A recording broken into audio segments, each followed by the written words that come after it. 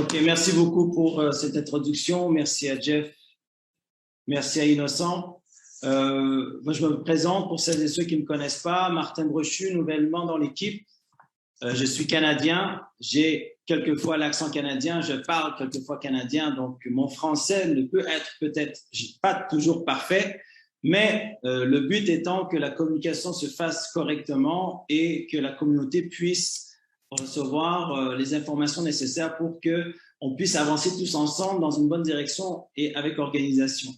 Alors, si vous me permettez, moi, ce soir, mon but est de vous apporter certaines informations suite à l'IA Climat 2.0.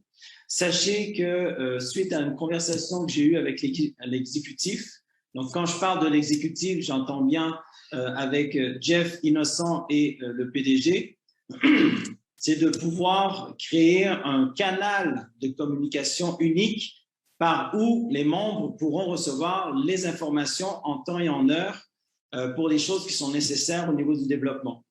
Donc, je pense que cette manière de travailler aujourd'hui et qui vient du génie, bien évidemment, de notre CIO et aussi de par la demande, je pense, de la communauté, il a ressenti l'évolution et il avait besoin d'un soutien par rapport à cela. Et je suis très honoré qu'il ait pensé à moi ainsi que son équipe qui le suit depuis le début. Donc, vous allez voir, je viens tout simplement de prendre mes fonctions il y a quelques jours. Donc, il faut me laisser le temps de pouvoir m'asseoir, établir les besoins et de pouvoir soumettre certaines informations à l'exécutif pour qu'il puisse valider et puis qu'on puisse avancer. Le but étant qu'on puisse tous avancer avec des informations que quelquefois on doit aller chercher à droite et à gauche et qu'on puisse aujourd'hui réussir à avancer d'une main de maître et comme Jeff l'a si bien dit tout à l'heure, avec un gant de velours de la part de notre CIO. Alors, si vous permettez, j'ai noté sur une feuille, donc je vais prendre le temps de vous élaborer, pas les élaborer, mais plutôt vous expliquer certaines informations qui concernent les climats 2.0. Alors, on parle beaucoup de stacking. Alors, c'est quoi un stacking exactement? Alors, permettez-moi de vous donner la définition exactement de qu'est-ce qu'un stacking. Alors, excusez-moi, je vais rechercher l'information immédiatement dans ma documentation. OK, alors, un stacking. Un stacking, ça désigne un mécanisme de blocage de fonds utilisé en crypto-monnaie par les titulaires de devises pour obtenir une rémunération en échange. OK?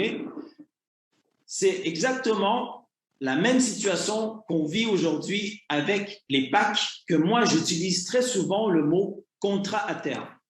Un contrat à terme, c'est un contrat qui est fait entre une institution et un particulier ou une société qui se mettent en entente avec une rémunération contre un montant d'argent qui a été bloqué. D'accord?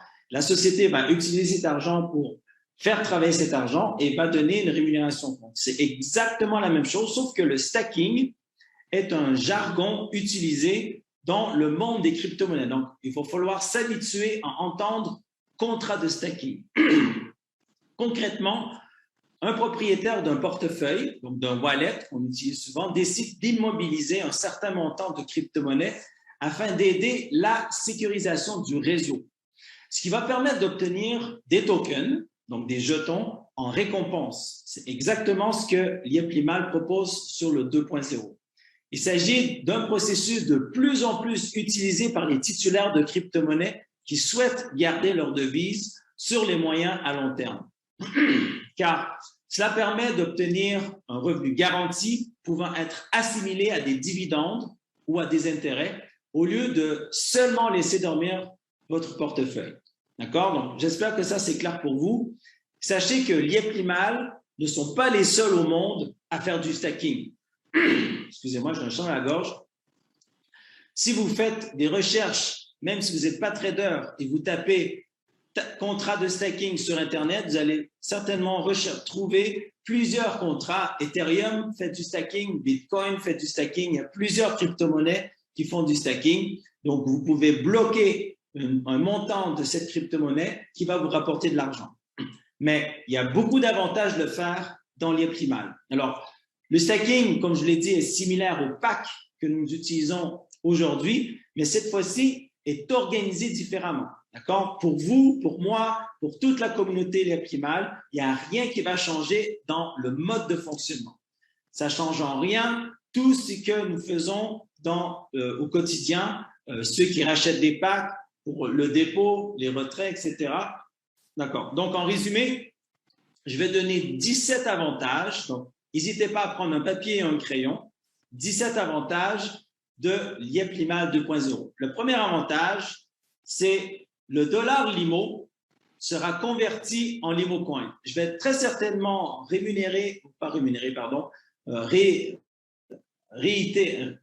excusez-moi, j'arrive pas à trouver mon mot, mais de redire certaines choses que Jeff ou Innocent, mais je vais simplement essayer de les synthétiser pour que ça soit clair pour vous tous. OK? Donc, comme je l'ai dit, le dollar Limo va être converti en LimoCoin. On va passer donc d'une blockchain privée à une blockchain publique dès le 1er décembre 2021. Cette conversion nous permet de devenir une crypto-monnaie à part entière et ça, c'est très, très important et on va le développer par la suite.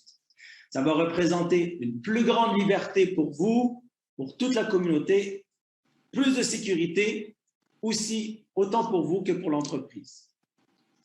Numéro 2, Lieprimale devient une plateforme où sera référencé le LimoCoin qui sera utilisé pour effectuer les transactions, les échanges et les retraits exactement comme sur les plateformes telles que Bitrex, Latoken, Lbank et toutes les autres les plateformes où est-ce que le LimoCoin sera référencé. La seule différence qu'il y a entre ces plateformes de crypto-monnaie et Lieprimale, c'est que Lieprimale offre un plan de rémunération de programme d'affiliation avec lequel on connaît tous, sur les 5 à 7 niveaux, avec une commission de 4%, etc. Donc, les autres plateformes ne proposent pas cela. Lieprimale, si. Le LimoCoin sera référencé, pour ne pas me répéter par rapport à ce que Jeff et Innocent ont dit, sur Latoken, Bitrex, Lbank, CoinMarketCap, GoQMarket et bientôt également Binance. Et plus encore, on verra l'évolution de comment l'exécutif aura décidé d'évoluer dans ce sens-là. Numéro 4, le LimoCoin sera basé sur la blockchain BEP20 de Binance, puis plus tard, elle sera référencée sur ERC20 d'Ethereum. Numéro 5, vos LimoCoins pourront être convertis en Tether, en Bitcoin et en Ethereum uniquement.